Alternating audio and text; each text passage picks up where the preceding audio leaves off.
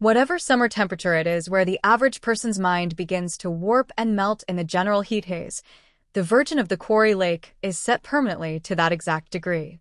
You can feel the slow, sweaty adhesion of skin to every surface, or simply to itself, in Argentine director Laura Casabias' unusual, genre-fusing debut feature, a would-be summer romance that is repeatedly shaken from its languid, love-struck days by stark, uncanny surges of violence.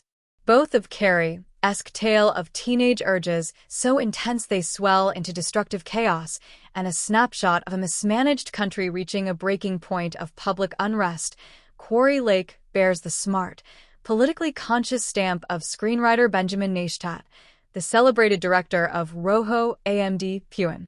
Though Kasabi brings a distinct female gaze to the material quietly frightening in its study of civility, being set aside either for reasons of selfish desire or collective rebellion, and touched with a magical realism that doesn't work in expected ways, The Virgin of the Quarry Lake qualifies as a horror film of sorts, though it may disappoint any viewers seeking more straightforwardly visceral genre thrills.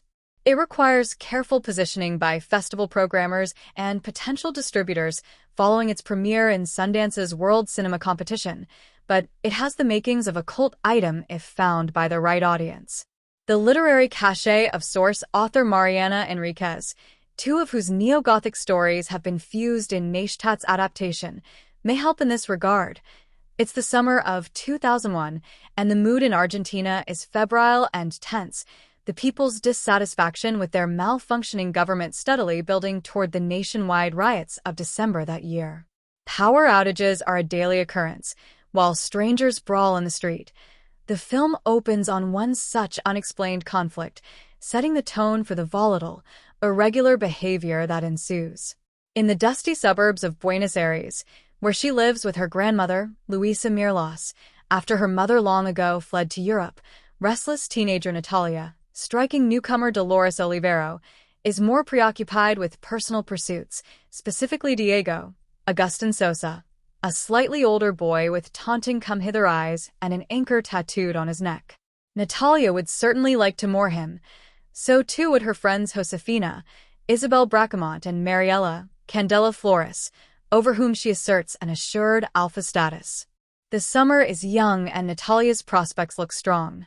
Without too much jokey nostalgia, Kasabi deftly evokes the rules and rituals of adolescent socializing at the turn of the century, where AM chat rooms, accessed not on phones but in dingy internet cafes, are formative flirtation spaces, while an invitation to hang out and listen to CDs is, if not one of the bases, at least somewhere on the diamond.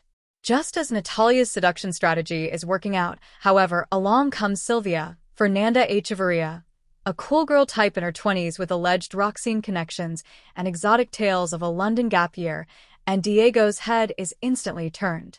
Natalia's immediate loathing of her older love rival is hardly allayed by Sylvia's gestures of friendliness toward the whole group, as she introduces them to an idyllic secret lake made for lazy afternoons of sunbathing and revenge plotting. She will come to regret her generosity. Natalia's seething, building jealousy is the driving force of tension in a mood piece that never slackens over 95 minutes, despite the relative lightness of its plotting.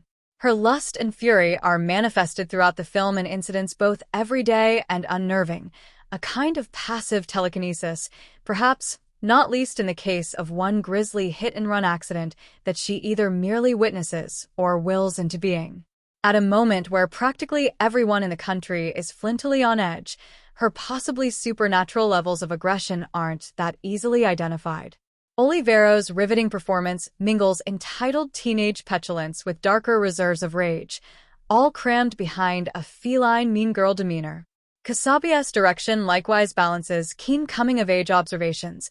The hormonal highs and humiliations of an all-consuming early crush are evoked with great wit and sensitivity, with a stranger, more inchoate sense of a world slipping out of order.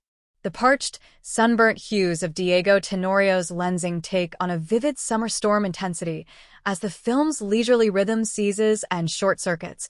The Virgin of the Quarry Lake captures a stretch of both national and individual turmoil, and in the sticky heat of the moment, it's not clear which is more seismic.